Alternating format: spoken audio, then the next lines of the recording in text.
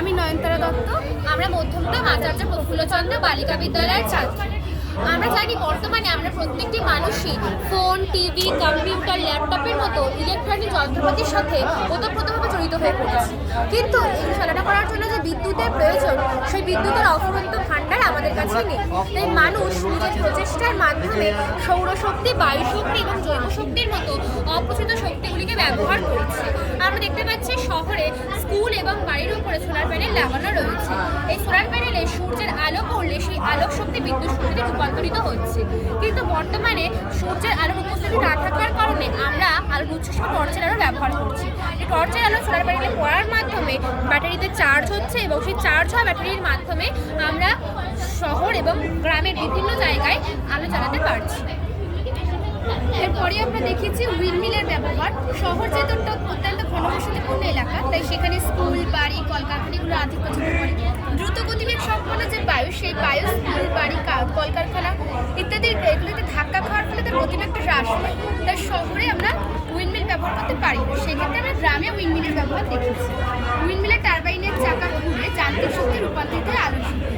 এটা ইলেকট্রিসিটি উৎপাদনে একটু এছাড়াও যে সকল গৃহস্থ জৈব বর্জ্য রয়েছে, যেমন সবজির খোসা, তরকারির খোসা, এগুলিকে মাটির নিচে পচনের মাধ্যমে আমরা জৈব গ্যাস উৎপন্ন করতে পারি।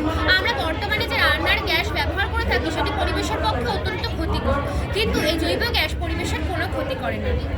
বর্তমানে প্রায় প্রত্যেকটা স্কুলে একটি নতুন ধরনের উদ্যোগ চালু করা হয়েছে, যেটি আমাদের স্কুল মধ্যমগ্রাম বালিকা বিদ্যালয়েও গ্রহণ করা হয়েছে।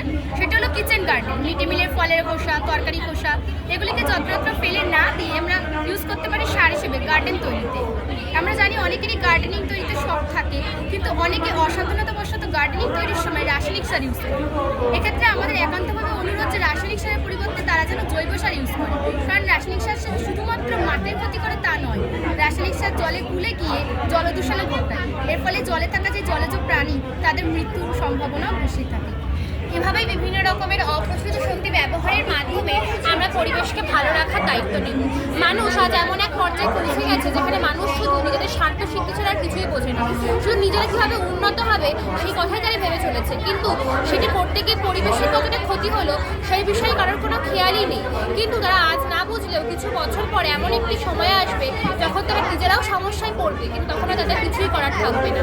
তাই আজ এই মুহূর্ত থেকে প্রত্যেকটি মানুষকে সচেতন হতে হবে এবং পরিবেশকে ভালো রাখার দায়িত্ব নিতে হবে। পৃথিবী আমাদের কাছে দ্বিতীয় মা, তাই আমাদেরও উচিত আমাদের মাকে ভালো রাখার। আমাদের মা যদি কষ্ট থাকে আমরা নিজেরাও কিন্তু ভালো থাকতে পারবো না। তাই প্রত্যেককে যৌথ উদ্যোগে এগিয়ে এসে পরিবেশকে ভালো রাখার দায়িত্ব নিতে হবে। সবশেষে এটাই বলার, মানুষে যেমন পারে পরিবেশকে ভালো রাখতে, তেমন মানুষের কিন্তু চাইলেই পারে পরিবেশকে ক্ষতিও করতে। তাই প্রত্যেকটা মানুষকে যৌথ উদ্যোগে এগিয়ে এসে পরিবেশকে ভালো রাখার দায়িত্ব নিতে হবে। তবেই আমরা নিজেরাও ভালো থাকতে পারবো এবং এই পৃথিবীকেও ভালো রাখতে পারবো। তোমাদের ক্লাস 9 9 9